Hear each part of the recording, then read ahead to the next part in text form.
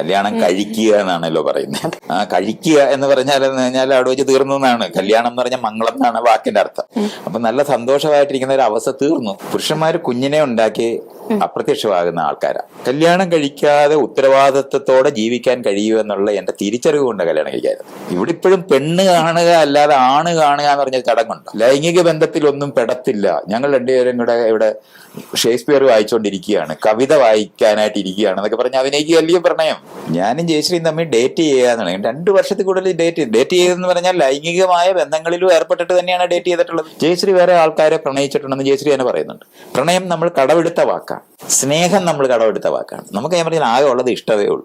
അത് മാങ്ങായും ഇഷ്ടമാണ്, തേങ്ങായും ഇഷ്ടമാണ്, ചക്കയും ഇഷ്ടമാണ്, അവളെ ഇഷ്ടമാണ്, ഇവനെ ഇഷ്ടമാണെന്ന് പറയുന്ന ഇഷ്ടം മാത്രം. അത്രയും ചെറിയ ഒരു വാക്കിനകത്ത് പേരന്റിങ്, മലയാളം പറ, വളർത്തുക എന്ന് പറഞ്ഞാൽ പശുവിനെ വളർത്തും. നമ്മള് പശുവിനെ വളർത്തുമ്പോൾ പേരന്റിങ് എന്ന് പറയുമോ? അതാണ് അതിന്റെ വ്യത്യാസം. നമ്മുടെ ഒരു പ്രൊജക്ഷൻ ഉണ്ട്. നമ്മുടെ ഉള്ളിനകത്ത് ഒരു ഇണയെ പറ്റിയുള്ള സങ്കല്പങ്ങളുണ്ട്. ഈ സങ്കല്പം അപ്പുറത്ത് വരുന്ന ആളിന്റെ മുകളിലേക്ക് അങ്ങ് ഫിറ്റ് ചെയ്യും. എന്നിട്ട് അതിനെയാണ് പ്രണയിക്കുന്നത്, അല്ല അവിടെ ഉള്ള ആളിനെ അല്ല. പ്രണയിക്കുന്നവരെന്ന് വിചാരിച്ച് നാട്ടുകാർ പിടിച്ച് കല്യാണം കഴിപ്പിക്കും. ആദ്യത്തെ മാസം തന്നെ അവർ പിരിച്ചു. അതുകൊണ്ട് അന്നാണ് അവർക്ക് മനസ്സിലാകുന്നത് നമ്മൾ തമ്മിൽ ഒരു പരിചയമില്ല. നിങ്ങൾ ചോദിച്ച ചോദ്യത്തിന് ഉത്തരവാണ് ഞാൻ പറഞ്ഞിരിക്കുന്നത്.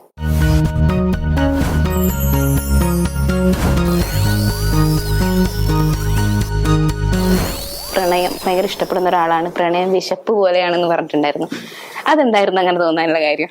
തോന്നുന്നതല്ല, അതൊരു റിയാലിറ്റിയാണ്. വർഷ ഗോൾഡ് ഡയമണ്ട്സ്, ചെറുപുഴ, കൊച്ചി, കാലിക്കറ്റ്, മലപ്പുറം, കണ്ണൂർ. നമ്മുടെ ജീവിതം തുടരുന്നത് രണ്ടുപേര് ചേർന്നുള്ള ഇണകളിലൂടെയാണ്. ജീവന്റെ തുടർച്ച ഉറപ്പാക്കുന്ന ഇതിനാവശ്യമായിട്ടുള്ള വികാരമാണ് പ്രണയം. അപ്പൊ അത് കാരണം കൊണ്ട് പ്രണയം വേണോ വേണ്ട എന്നുള്ള ചോദ്യമില്ല. പ്രണയം ആളുകൾ നിയന്ത്രിക്കുന്നത് സാമൂഹികമായ കാരണങ്ങളുണ്ട്.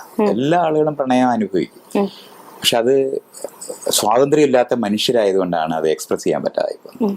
അത്രേ ഉള്ളൂ. ഞാൻ സ്വാതന്ത്ര്യമുള്ള ഒരാളാണ്. അതുകൊണ്ട് പ്രണയമുള്ള ആളായിട്ട് എപ്പോഴും അനുഭവിച്ച് ജീവിക്കുന്ന ആൾ. അപ്പൊ ആ ഒരു വിശപ്പ് എന്ന് പറയുന്നത് ഒറ്റയൊരു ഭക്ഷണത്തിനോട് മാത്രമായിട്ടുള്ള ഇഷ്ടമാണോ? അതല്ല, വിശപ്പ് എന്ന് പറയുന്നത് പോലെ ആണെന്ന് നമ്മൾ പറയുമ്പോൾ, വിശക്കുക എന്ന് പറയുന്നതിനകത്ത് നമ്മൾ എന്തെല്ലാം കാര്യങ്ങൾ ചേർത്തിട്ടാണ് കഴിക്കാറുള്ളത്. നമ്മൾ ഒരൊറ്റ സാധനം അല്ലല്ലോ കഴിക്കുന്നത്. അത്രയ ലളിതമായിട്ട് അത് മനസ്സിലാക്കിയാൽ മതി. നമ്മുടെ പ്രണയം എന്ന് പറയുന്നത് ഒരാളിലെ ഒതുക്കണമെന്ന് പറയുന്നത് വ്യക്തിഗതമായി വന്നതല്ല, സാമൂഹികമായിട്ട് വന്നത്. വ്യക്തിഗതമായിട്ടുള്ളതെന്ന് പറഞ്ഞാൽ കുറെ നാളത്തേക്ക് ഒരാളോട് പ്രണയം എന്നുള്ളതാണ്. അങ്ങനെയാണ് നമ്മൾ പ്രണയമൊക്കെ ഉണ്ടാകുന്നത്. ഒരു സമയത്ത് പലരോട് പ്രണയം തോന്നുക എന്ന് പറയുന്നത് കുറച്ച് മനുഷ്യർക്ക് മാത്രമുള്ളത്, എല്ലാവർക്കും പറ്റില്ല. കൂടുതൽ ആൾക്കാരും ഒരു സമയത്ത് ഒരാളോട് കൂടുതൽ പ്രണയം തോന്നുന്ന കുറെ നാളുണ്ടാകും. അത് കഴിഞ്ഞൊരു പൂ വിരിയുന്നത് പോലെ, പൂ വിരിഞ്ഞാൽ കാ പിടിക്കുമ്പം അതിന്റെ ഏതൾ കൊഴിഞ്ഞു പോകുന്ന പോലെ തന്നെ വിട്ടുപോകുന്ന ഒന്നാണ് പ്രണയവും. അല്ല, അങ്ങനെ പ്രണയം ഒരാൾക്ക് അങ്ങനെ തുടരാനെന്ന് നോക്കാം ആരും വിചാരിച്ചിട്ടല്ല. അത് നമ്മൾ ഭക്ഷണം കഴിക്കുമ്പം വിശപ്പ് അടങ്ങിപ്പോകുന്ന പോലെ. അത് കഴിഞ്ഞാൽ നമ്മൾക്ക് എത്ര രുചികരമായിട്ടുള്ള ഭക്ഷണമായാലും വയറ് നിറഞ്ഞു തുടങ്ങുമ്പോൾ തൊട്ട് അത് വേണ്ടാതായി തുടങ്ങും. ഇത് ആരെങ്കിലും എന്തെങ്കിലും ചെയ്യുന്നുണ്ടെന്നല്ല, ആരുള്ള പ്രശ്നവും അല്ലത്. കുറെ നാളത്തേക്ക് പ്രണയം നിൽക്കും. അത് കഴിഞ്ഞാല് രണ്ടുപേര് തമ്മിൽ ഇണ ചേർന്ന് ജീവിക്കാൻ തുടങ്ങി തൊട്ട പതുക്കെ അത് കുറഞ്ഞുകൊണ്ടേ. ആ കുറയുക എന്ന് പറയുന്നത് ആരുടെയെങ്കിലും പ്രശ്നം കൊണ്ടല്ല, ആരെങ്കിലും മോശമാകുന്നതുകൊണ്ടെന്നല്ല. വൈവിധ്യത്തിലേക്ക് പോകുന്ന ഒരു പ്രപഞ്ചത്തിലാണ് നമ്മളുള്ളത്. ഒരാളെ പോലെ ഒരാളില്ല. രണ്ടുപേര് ചേർന്ന് പുതിയ കുഞ്ഞുങ്ങളാണ് ഉണ്ടാകുന്നത്. പുതിയ കുഞ്ഞുങ്ങളെ ഒരു കുഞ്ഞിനെ പോലെ രണ്ടുപേര് ചേർന്ന് ഒരു കുഞ്ഞിനെ തരത്തിലുള്ള കുഞ്ഞിനെ തന്നെ ഉണ്ടാക്കത്തില്ല. വ്യത്യസ്തമായ കുഞ്ഞുങ്ങളേ ഉണ്ടാവുള്ളൂ. അതുകൊണ്ടാണ് ഒരാളെ പോലെ ഒരാളില്ല. പക്ഷെ ഒരാളെ പോലെ 7 പേരുണ്ടെന്നാണല്ലോ പറയുന്നത്. ഒരാളെ പോലെ 7 പേര്. അത് കാണുമ്പോൾ അതൊക്കെ വെറുതെ ലോകത്തിനെ പറ്റി അറിഞ്ഞുകൂടാത്ത മനുഷ്യർ പറയുന്നത്. അതൊക്കെ നിങ്ങൾ എന്തെങ്കിലും 7 പേരെ നിങ്ങൾ കണ്ടുപിടിക്കുമെന്ന് വിചാരിക്കുന്നുണ്ടോ? ഒരാളെയെങ്കിലും നിങ്ങളുടെ ജീവിതത്തിൽ കണ്ടുപിടിക്കാമെങ്കിൽ ഏറ്റവും വലിയ തമാശ എന്താന്ന് ചോദിച്ചാൽ, ഇപ്പൊ നമ്മൾ ഈ ഐഡന്റിക്കൽ ട്വിൻസ് എന്ന് പറയത്തില്ല, സദൃശ ഇരട്ടകൾ. ഈ ഐഡന്റിക്കൽ ട്വിൻസ് എന്ന് പറയുന്നവർ പോലും ജനിക്കുമ്പം സാങ്കേതികമായി നമ്മൾ എങ്ങനെ പരിശോധിക്കിയാൽ ഒരണ്ടൻ രണ്ടായതാണ്. ഒരാള് തന്നെയാണ് ആരംഭിച്ചിരിക്കുന്നത് നമുക്ക് തോന്നും. പക്ഷെ 1 വർഷം കഴിയുമ്പോൾ തന്നെ 2 കുഞ്ഞുങ്ങളും വ്യത്യസ്തരായി കഴിഞ്ഞിരിക്കും. നിരന്തരം ചുറ്റുപാടുമായി ഇണങ്ങി ഇടപെട്ട് രൂപപ്പെടുന്ന ഒരു വ്യക്തിത്വമാണ് നമുക്കുണ്ടാകുന്നത്. അതുകൊണ്ട് ഒരാള് രണ്ടായിട്ടിരിക്കുമ്പോൾ തന്നെ ഒരാളുടെ സബ്ജക്റ്റ് എന്ന് പറഞ്ഞാൽ വിഷയമാകും, മറ്റേ ആള് കേന്ദ്രമാകും. സബ്ജക്റ്റും ഒബ്ജക്റ്റും ആയിട്ട് മാറുന്ന പോലെ കേന്ദ്രവും അതിന്റെ ചുറ്റുപാടുമായിട്ട് മാറുന്ന കാരണം കൊണ്ട് തന്നെ വ്യത്യസ്തമായി മാറിക്കൊണ്ടേയിരിക്കും. 10-15 വയസ്സാകുമ്പോഴത്തേന് സദൃശ ഇരട്ടകളെ ദൂരെ നിന്ന് കാണുന്നവർക്ക് മാത്രമാണ് അവർ രണ്ടുപേരും ഒരുപോലെ ഇരിക്കുന്നത്. ബാക്കി എല്ലാ കാര്യത്തിലും അവർ വ്യത്യസ്തരായിരിക്കും. ഒരിക്കലും ഒരുപോലെ ആകത്തേയില്ല. അത്ര ഒരണ്ഡം രണ്ടായി തുടങ്ങിയാൽ പോലും ഒരുപോലെ ആകാത്ത സ്ഥിതിക്ക് ഒരാളെ പോലെ 7 പേരുണ്ടാകും എന്ന് പറയുന്നത് ആളുകൾ ചുമ്മാ അത് പറയുന്നു എന്നുള്ളതല്ലാതെ ലോകത്തൊരിക്കലും 7 15 എന്ന് ഞാൻ പറഞ്ഞാൽ നിങ്ങൾ ഡിസ്പ്യൂട്ട് ചെയ്യാൻ പറ്റുമോ? അതുപോലെ പറയുന്നത്.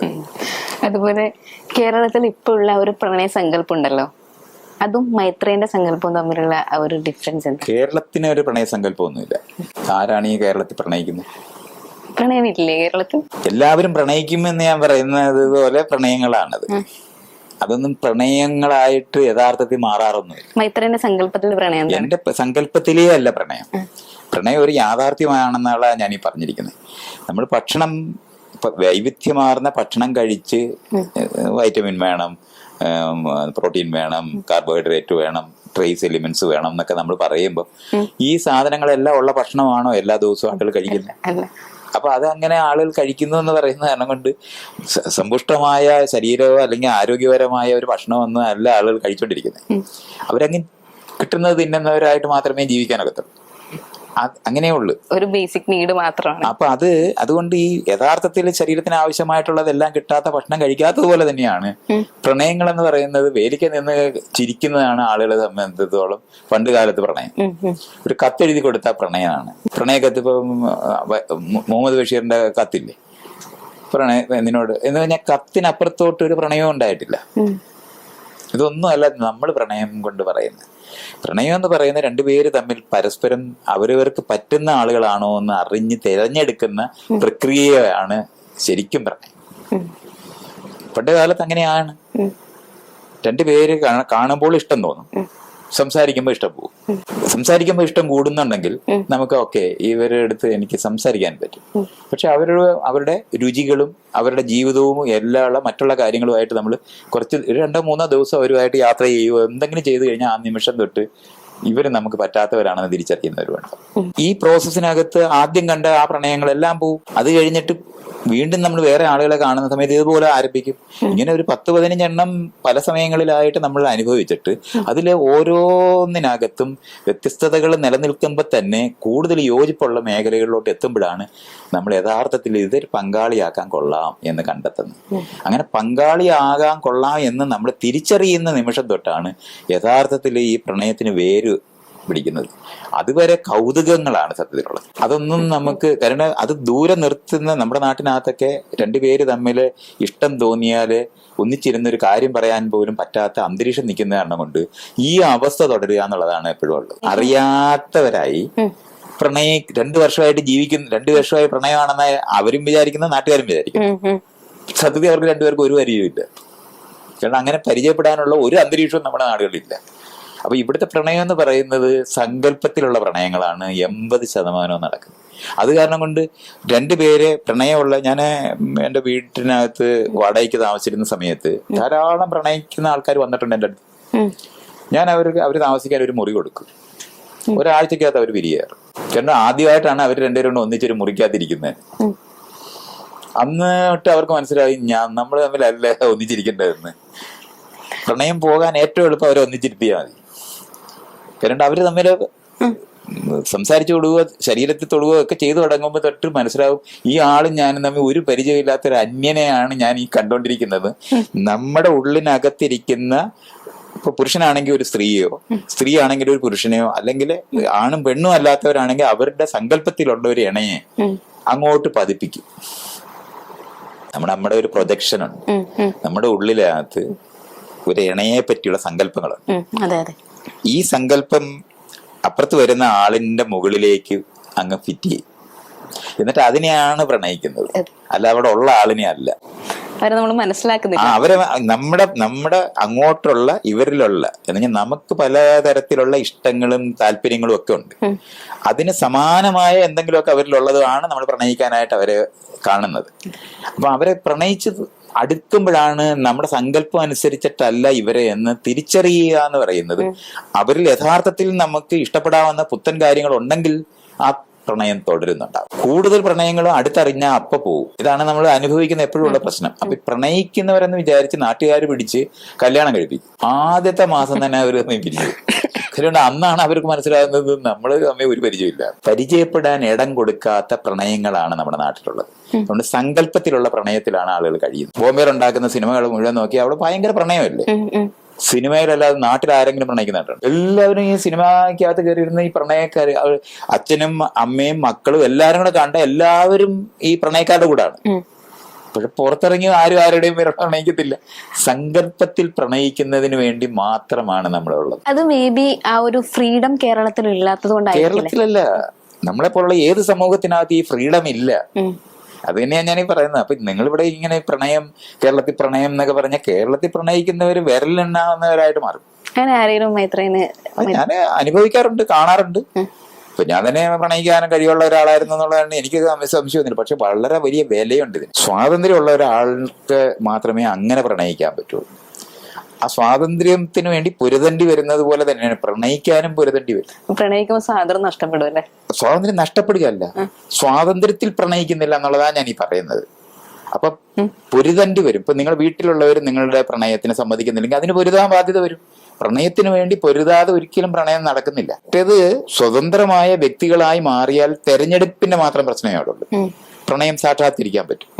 പക്ഷെ പ്രണയം ഇത് സാക്ഷാത്കരിക്കപ്പെടാതെ പ്രണയമാണെന്ന് വിചാരിച്ച് കല്യാണങ്ങളിൽ എത്തിച്ചേർന്ന് എന്നിട്ട് എല്ലാരും നമ്മൾ പഴയ പ്രണയം തുടരാൻ നോക്കുമ്പോൾ പറ്റില്ല. കാരണം കല്യാണം തന്നെ അതില്ലാതാക്കളെ. കല്യാണം കഴിക്കുക എന്നാണല്ലോ പറയുന്നത്.